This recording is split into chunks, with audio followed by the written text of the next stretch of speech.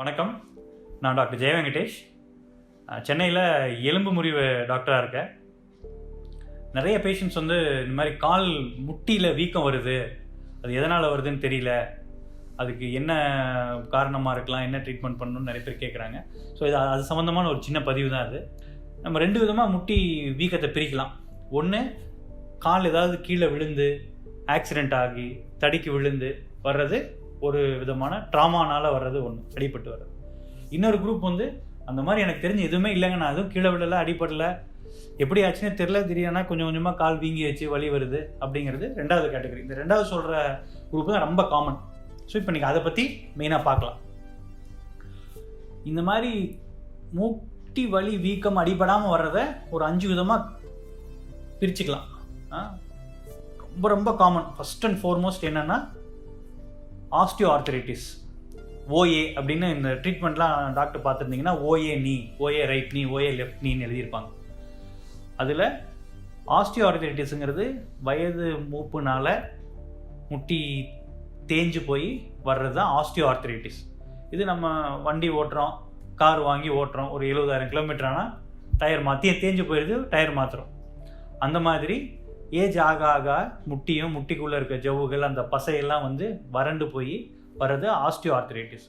Osteoarthritis இப்போ வர வர நிறைய பேர்த்துக்கு சீக்கிரமாகவே வந்துடுது. 45 வயசுலேயே கூட ஏர்லி ஆன்செட் ஆஸ்டியோஆர்த்ரைட்டிஸ்னு வர ஆரம்பிச்சிருச்சு. பொதுவாக இந்த ஆஸ்டியோஆர்த்ரைட்டிஸை எப்படி கண்டுபிடிச்சிக்கலாம் அப்படின்னா, டிப்பிக்கலாக வர்ற பேஷண்ட் எப்படி இருப்பாங்கன்னா, கொஞ்சம் உடல் பருமனாக இருக்கலாம், ஏஜ் ஒரு லேட் 50s, 50 வயசு 60 வயசில் இருப்பாங்க, நடந்து வரப்போ கொஞ்சம் தாங்கி தாங்கி நடந்து வருவாங்க, எப்படி வந்துச்சுன்னே தெரில, தன்னால் வலி வீக்கம் வந்துருச்சுன்ட்டு சொல்லுவாங்க. ஸோ இதான் டிப்பிக்கல் பிக்சர். இந்த மாதிரி தான் இருப்பாங்க. அவங்களுக்கு என்னென்னா, முதல் எடுத்து வைக்க வைக்க நடக்க நடக்க வலி அதிகமாகிடும், ஒரு லெவலுக்கு மேலே நடக்க முடியாது, உட்காந்துட்டு அப்புறம் கொஞ்ச நேரம் கழிச்சு நடப்பாங்க. இது ஆஸ்டியோஆர்த்ரைட்டிஸ். 2வது கேட்டகரி, ஃபஸ்ட்டு ஆஸ்டியோஆர்த்ரைட்டிஸ், 2வது கேட்டகரி ருமட்டாய்டு ஆர்த்ரைட்டிஸ். ருமட்டாய்டு ஆர்த்ரைட்டிஸ்ங்கிறது முடக்குவாதம். முடக்குவாதம்ங்கிறது கொஞ்சம் வயசு கம்மியாகவே வரலாம், 35 வயசுலேயே கூட வந்துடலாம். பொதுவாக லேடிஸ் கொஞ்சம் காமனாக அஃபெக்ட் ஆவாங்க. இது முட்டியை தாண்டி மற்ற மூட்டுகள், சின்ன சின்ன மூட்டுகள், கால் பாதத்தில் இருக்க மூட்டுகள், இங்கே முழங்கை, தோள்பட்டை, இந்த இடங்கள்லாம் கூட ருமட்டாய்டு ஆர்த்ரைட்டிஸ் முடக்குவாதத்தில் பாதிக்கப்படலாம். ஆர்ஏ அப்படின்னு எழுதுவாங்க, ஆர்ஏ அப்படின்னு சொல்லிட்டு, ஏர்லி ஆன்செட் ஆர்ஏ, சின்ன வயசுலேயே வர்றது. அதெல்லாம் இது ஒரு சிலருக்கு ஃபேமிலி ஹிஸ்ட்ரி இருக்கலாம். எங்கள் அக்காவுக்கு இருந்தது, அம்மாவுக்கு, பாட்டிக்கு இருந்தது, சின்ன வயசுலேயே வாதம் இருந்ததுன்னு சொல்லிட்டு இருக்கலாம். இது நம்ம மக்கள் சாப்பாட்டுனால வர்ற வாதம், அது தனி. இது முடக்குவாதம்ங்கிறது பிளட் டெஸ்ட் பண்ணி ருமட்டாய்டு ஃபேக்டர், ஆன்டிசிசிபி இதெல்லாம் அதிகமாக எலிவேட் ஆகி இருந்து, இஎஸ்ஆர் சீரியாக்டிவ் புரோட்டீன் அதிகமாக இருந்து டயக்னோஸ் பண்ணுற ப்ராப்ளம் தான் முடக்குவாதம். இந்த முடக்குவாதத்தோட ஒரு முக்கியமான ஃபீச்சர் என்னென்னா, நீங்கள் ரெஸ்ட் எடுத்து முடிச்சுட்டு காலையில் தூங்கி எந்திரிச்சிட்டு பார்த்தீங்கன்னா அந்த கால்லாம் வலிக்கும், கால் மூட்டெல்லாம் வலிக்கும், டைட்டாக இருக்கும், உடனடியாக எந்திரிச்சு நடக்க முடியாது, ரொம்ப கஷ்டப்பட்டு கொஞ்சம் ஒரு அரை மணி நேரம் நல்லா ஸ்ட்ரெச் பண்ணி 1 மணி நேரம் ஆனால் தான் கொஞ்சம் ஃபுல்லாக ஃப்ரீயாகும். இதுதான் ருமட்டாய்டு ஆர்த்ரைட்டிஸ். இப்படி இருக்கவங்கள கொஞ்சம் நல்லாவே எக்ஸசைஸ் பண்ண சொன்னோம், ஏரோபிக் எக்ஸசைஸ்லாம் பண்ணணும், இந்த மாதிரிலாம் பண்ணணும். பொதுவாக இந்த சொல்ல போகிற எல்லாத்துக்குமே இந்த வீடியோவோட கடைசி பகுதியில் பொதுவான ட்ரீட்மெண்ட் சொல்கிறேன், அதனால் தொடர்ந்து பாருங்கள். ஸோ ஆஸ்டியோஆர்த்ரைட்டிஸ் வயசானவங்களுக்கு, ஏஜ் ஆகி வர்றவங்களுக்கு, ருமட்டாய்டு ஆர்த்ரைட்டிஸ் இந்த கொஞ்சம் மூட்டுக்கு வர்ற ப்ராப்ளமு. இது வலி ரெஸ்ட் எடுத்தாலே வலிக்கும், வேலை செஞ்சால் கொஞ்சம் குறைஞ்சிரும், ருமட்டாய்டு ஆர்த்ரைட்டிஸ். அடுத்தது 3வது கவுட்டி ஆர்த்ரைட்டிஸ், கீழ்வாதம்னு தமிழில் சொல்லலாம். இதை கவுட்டி ஆர்த்ரைட்டிஸுங்கிறது நம்ம புரோட்டீன் சாப்பிட்ற புரதச்சத்துக்கள் டைஜஷன் ஆகி மெட்டபலைஸ் ஆகிற லெவலில் வர்ற ஒரு சின்ன ப்ராப்ளம், கவுட்டு ப்ராப்ளம்ன்றது. இது சீரம் யூரிக் ஆசிட்ங்கிற பிளட் டெஸ்ட் பண்ணி பார்த்தா அதிகமாக இருக்கும், ஒரு 7க்கு மேலே இருக்கும். அதை வச்சு டாக்டர்ஸ்கிட்ட கண்டுபிடிப்பாங்க. இது மூட்டில் வீக்கம் வரலாம், இல்லை கால் கட்டை விரல் பக்கத்துலேயே வீக்கம் வரலாம். இதே குரூப்பில் சூடோ கவுட்டுன்னு ஒன்று இருக்குது. அது ஒரு விதமான கிறிஸ்டல், ஒரு விதமான உப்பு போய் முட்டியில் டெபாசிட் ஆகிறது, அதனாலையும் வரலாம். ஸோ ஆஸ்டியோஆர்த்ரைட்டிஸ், ருமட்டாய்டு ஆர்த்ரைட்டிஸ், கவுட்டு, அதில் ஒரு குட்டி பிரிவு சூடோ கவுட்டு. 3 முடிஞ்சிருச்சுங்களா? அடுத்தது ஓவர் யூஸ் இன்ஜுரிஸ். இது ரொம்ப ரொம்ப இப்போ காமன் ஆயிடுச்சு.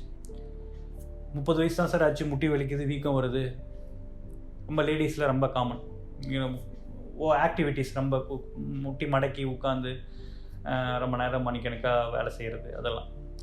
இது பார்த்திங்கன்னா காண்ட்ரோமலேஷியா பெட்டலான்னு அந்த சிப்பி எலும்புக்கு அடிப்பகுதியில் தேஞ்சு போய் வலி மடக்குனா படி ஏறினா வலி அப்படியே கொஞ்சம் வீக்கம் வரலாம், எஃப்யூஷன் வரலாம். ஒன்று இல்லையா, பர்சைட்டிஸ்ன்னு சொல்லிட்டு முட்டியை சுற்றி வர, அதாவது முட்டி எலும்பு அந்த கேப்சூல் அந்த கவரிங்குக்கு வெளியே நிறைய இடத்துல இந்த நீர் கோர்த்து வீக்கம் வரலாம். இது பர்சைட்டிஸ்ன்னு சொல்லிட்டு வர்ற ப்ராப்ளம். அதை தாண்டி சின்ன வயசு அடலசன்ட், அதாவது கொஞ்சம் ஒரு 20, 17 வயசு 15 வயசு இந்த மாதிரி பசங்க ரொம்ப ஓடி ஆடி விளையாண்டு அதனால் வர்றது இந்த காலில் முட்டிக்கு கொஞ்சம் கீழே ஒரு வீக்கம் வரலாம். ஆஷ்குட் ஷாட்டர்ஸ் டிசீஸ். இதெல்லாம் ரன்னர்ஸ் நீன்னு ஒரு கண்டிஷன். அதுவுமே ரொம்ப ஸ்ட்ரெயின் பண்ணி ஓடி பண்ணுறதுனால இந்த சைடில் வலி வரும், சில சமயம் வீக்கமும் வரலாம். இந்த குரூப்பு ஓவர் யூஸ் இன்ஜுரிஸ். கடைசி குரூப் வந்து ரொம்ப பொதுவாக அவ்வளோ காமனாக பார்க்குறது இல்லை. ஆனால் அந்த மாதிரி கண்டிஷன் என்னென்னா சிஸ்ட்ன்னு சொல்லிட்டு பேக்கர் சிஸ்ட், முட்டிக்கு பின்னாடி நீர் கோர்க்கிறதோ, இல்லை சைனோவைட்டிஸ் பொதுவாகவே வந்து உள்ள கொஞ்சம் தசை வளர்ச்சிகள் மாதிரி வந்து வர்றதோ, ஒரு சில சமயமான ஒரு சில கேன்சர் மாதிரி கண்டிஷன் முட்டிக்குள்ளே வரலாம். So synovial membrane tumours, synovial chondromatosis அந்த மாதிரி வரலாம். சில சமயம் டிபி கூட எப்படி செஸ்ட்டில் நெஞ்சிலையோ முதுகு தண்டுவடத்தில் வர்ற மாதிரி டிபி வந்து முட்டிக்குள்ளேயும் டிபி ப்ராப்ளம் வரலாம். ஸோ இதுதான் காமனான 5 விதமான முட்டியில் அடிபடாமல் வர்றதுக்கான சாத்தியக்கூறுகள். இந்த சில வழிமுறைகளை ஃபாலோ பண்ணிங்கன்னா அந்த வலி வீக்கம் குறையும். என்னென்னா மெயினாக வெயிட் குறைக்கணும் ஒன்று. ரெண்டாவது உங்களோட ஆக்டிவிட்டீஸை மாடிஃபை பண்ணணும், ஆக்டிவிட்டி மாடிஃபிகேஷன். அப்புறம் எக்ஸசைஸ், முட்டி சம்மந்தமான எக்ஸசைஸ். நாலாவது உணவு வகைகளில் அந்த விட்டமின் டி, கால்சியம் அதிகமாக இருக்க மாதிரி எடுத்துக்கிறது. இந்த ஒரு 4 விஷயங்களை இம்ப்ரூவ் பண்ணிங்கன்னா ஓவராலாக முட்டி வலி வீக்கம் குறையும். அதில் ஃபஸ்ட்டு பார்த்தீங்கன்னா வெயிட்டு குறைக்கிறது. வெயிட்டு குறைக்கிறது வந்து இப்போ நார்மலாக எவ்வளோ வெயிட் இருக்கீங்களோ அதை விட ஒரு 10% வெயிட்டு குறைச்சிங்கன்னு வைங்களேன். உங்கள் ஹைட்டுக்கு நீங்கள் வெயிட் அதிகம், பிஎம்ஐ அதிகமாக இருக்குங்கிற பட்சத்தில் 10% wait reduction over take time. ஒரு 6 மந்த்ஸில் நீங்கள் 10% வெயிட் குறைச்சிங்கன்னா ரொம்ப நல்லது முட்டிக்கு. ஏன்னா என்டையர் பாடி வெயிட், அப்பர் பாடி, ட்ரங்க்கு, உங்களோட ஹிப்ஸு, தைஸ் எல்லாமே முட்டி வழியாக கீழே டிரான்ஸ்மிட் ஆகுது வெயிட். ஸோ இதுக்கு there are many techniques. People உங்களுக்கு என்ன கார்போஹைட்ரேட்டு கம்மியாக சாப்பிட்றது, அதுக்கப்புறம் ஜங்க் ஃபுட்ஸ் குறைக்கிறது, இன்டர்மிட்டன்ட் ஃபாஸ்டிங் ஃபாலோ பண்ணுறது, இந்த மாதிரி மெயினாக நம்ம ஊர் பொறுத்த வரைக்கும் இந்த அரிசி சம்மந்தமான அரிசி, சுகர் ஐட்டங்களை ரொம்ப குறைச்சி புரதச்சத்து அதிகமாக இருக்க மாதிரி பருப்பு வகைகள், சிறுதானியங்கள் இதெல்லாம் கொஞ்சம் நிறைய எடுத்துக்கிட்டிங்கன்னா வெயிட் குறைக்கிறதுக்கு இது ஹெல்ப்ஃபுல்லாக இருக்கும். முட்டி வலியோட கொஞ்சம் எக்ஸசைஸ் பண்ணுறது கஷ்டமாக இருக்கும். பெட் சைடு எக்ஸசைஸ் படுத்துட்டு பண்ணுறது, அப்பர் பாடி எக்ஸசைசஸ் பண்ணுங்கள். வயிற்றுக்கு படுத்துட்டு காலை தூக்குறதெல்லாம் பண்ணலாம். ஸ்டாட்டிக் சைக்கிளிங் மாதிரி எக்ஸசைஸ், ரொம்ப ப்ரெஸ் பண்ணாமல் சைக்கிளிங் எக்ஸசைஸ் பண்ணலாம். ஸ்விம்மிங் அதுக்கு வசதி இருந்தால் நீச்சல் ஒரு நல்ல ஒரு எக்ஸசைஸ் தான் முட்டிக்கு. இதுக்கு அடுத்தது வெயிட் குறைச்சதுக்கப்புறம், வெயிட் குறைக்கிறத தாண்டி ரெண்டாவது வந்து ஆக்டிவிட்டி மாடிஃபிகேஷன். நம்ம உட்கார்றப்ப பொதுவாக என்ன நினைப்போம், எல்லா மூட்டுகளும் மடக்கி நீட்டினா தான் நல்லது, அதனால் நம்ம கீழே உட்காந்து எந்திரிக்கணுன்றது ஒரு general mind set. Concept correct, but அது என்னென்னா உங்கள் ஃபுல் பாடி வெயிட்டோடு நீங்கள் உட்காந்து எந்திரிக்கிறப்ப முட்டி தான் அதுக்கு அது திருப்பியும் ப்ரெஷர் லோடு எக்ஸ்பெக்ட் பண்ணுது, அது எடுத்துக்குது. அதனால் படுத்துட்டு நீங்கள் முட்டி எவ்வளோ வேணாலும் மடக்கி நீட்டுங்க, ஆசனங்கள் மாதிரி பண்ணலாம், தப்பு இல்லை. ஆனால் நீங்கள் உட்காந்து எந்திரிச்சு பண்ணுற வேலைகள் முட்டி வலியோடு இருக்கப்போ, வீக்கத்தோடு இருக்கப்போ பண்ணக்கூடாது. Proper positive. நிறைய பேர் ஒர்க் ஃப்ரம் ஹோமில் இருக்கப்போ சேரோட ஹைட் வந்து உங்கள் முட்டி ஹைட்டை விட அதிகமாக இருக்கணும். முட்டி எவ்வளோ மடக்கினா எவ்வளோ ஹைட் இருக்கோ அதோட அதிகமாக இருக்கணும். கால் லைட்டாக கீழே டச் பண்ணால் போதும். ரொம்ப முட்டியை மடக்கின மாதிரி உட்கார்றது, கொஞ்சம் சின்ன படியில் ரொம்ப நேரம் உட்கார்றது, அந்த மாதிரி வேலைகள் பண்ண வேண்டாம். அதுக்கப்புறம் ஃபுட்வேர், செப்பல் வந்து கொஞ்சம் சாஃப்டான செப்பலாக போட்டு நடக்கணும், ரொம்ப ஹார்டாக இல்லாமல். அது கொஞ்சம் ஷாக் அப்சர்வர் பண்ணுற மாதிரி இருந்தால் நல்லது. இது ரெண்டாவது ஆக்டிவிட்டி மாடிஃபிகேஷன். மூணாவது நீ எக்ஸசைசஸ். நீங்கள் நான் 4 ஃபுல்லாக நடந்துக்கிட்டே தான் இருக்கேன், அதுவே எனக்கு எக்ஸசைஸ்ன்னு நீங்கள் பொதுவாக சொன்னாலும் முட்டிக்குன்னு கொஞ்சம் எக்ஸசைஸ் இருக்குது. முட்டியோட முன்னாடி இருக்க தசைகளை டைட் பண்ணுறதும், பின்னாடி இருக்க குவாட்ரிசெப்ஸ் அண்ட் ஹாம்ஸ்ட்ரிங், இதை நீங்கள் டைட் பண்ணி பலப்படுத்தி வச்சுக்கிட்டா முட்டிக்கு போகிற லோடு அண்ட் ப்ரெஷர் குறையும். அதனால் முட்டியில் தேய்மானமோ வீக்கமோ இருந்தால் கூட இது கொஞ்சம் பலமாக இருந்துச்சுன்னா அதுக்கு முட்டிக்கு வர்ற ஸ்ட்ரெஸ் குறையும். சரிங்களா? கடைசி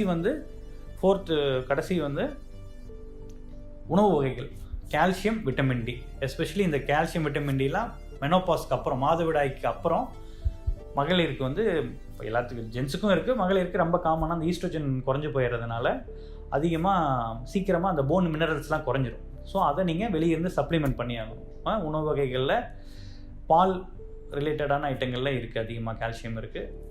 நான்வெஜ் ஐட்டங்கள் எடுத்துக்கலாம். அதுக்கப்புறம் இந்த ராகி, சோயாபீன்ஸு, சிறுதானியங்கள், புரோக்கோலி, இந்த மாதிரி ஐட்டங்கள்லாம் கால்சியம் அதிகமாக இருக்குது, எடுத்துக்கோங்க. வெயிலில் கொஞ்சம் நேரம் எக்ஸ்போஸ் ஆகணும். டெய்லியும் ஒரு 20 minutes to half an hour vitamin டிக்காக இது பண்ணிக்கலாம். மருத்துவர்களை அணுகிறப்ப அவங்க என்ன மெடிசின்ஸ் எடுத்துக்கணும் என்ன ஏதுன்ட்டு சொல்லுவாங்க. ஸோ இந்த மாதிரி காமனாக இருக்க முட்டி சம்பந்தமான வீக்கத்துக்கு காரணங்கள் osteoarthritis, rheumatoid arthritis, gouty arthritis, அதுக்கப்புறம் ஓவர் யூஸ் இன்ஜுரிஸு, அதுக்கப்புறம் மிசலேனியஸ் இந்த மற்ற குரூப்பெல்லாம். ட்ரீட்மெண்ட் வீட்லேயே நீங்கள் பண்ணிக்க வேண்டியது first and foremost wait reduction, second activity. உங்களோட ஒர்க் பேட்டர்னை மாற்றிக்கணும். தொடர்ந்து ரொம்ப நேரம் ஒரு மணி நேரம் நிற்காமல் பொசிஷன் சேஞ்ச் பண்ணிக்கணும். உட்காந்துருந்தாலும் அதே மாதிரி ஒரு 45 minutes ஒன்ஸ் கொஞ்சம் ஃபேஸ் வாஷ் பண்ணுறதோ ரெஸ்ட் ரூம் போகிறதோ கொஞ்சம் பொசிஷன் சேஞ்ச் பண்ணிட்டே இருக்கணும். மசில்ஸ் ஸ்பேசம் ஆகி டைட் ஆகிட்டு கூட தசை பிடிப்பு மாதிரி வரலாம். ஸோ அந்த ஆக்டிவிட்டியை மாடிஃபை பண்ணுறது 2. அதுக்கப்புறம் ரெகுலர் எக்ஸசைசஸ் ஃபார் நீ and overall general condition. And கடைசி உணவு வகைகளில் கால்சியம், விட்டமின் டி அதிகமாக இருக்க மாதிரி எடுத்துக்கிறது. வீடியோ யூஸ்ஃபுல்லாக இருந்துச்சுன்னா உங்களோட கமெண்ட்ஸ் என்னென்னு சஜஸ்ட் பண்ணுங்கள். வேறு ஏதாவது உங்களுக்கு தேவைப்படுற வீடியோஸ் இருந்தாலும் இன்ஃபார்ம் பண்ணுங்கள். I will try to make it for you. Thank you.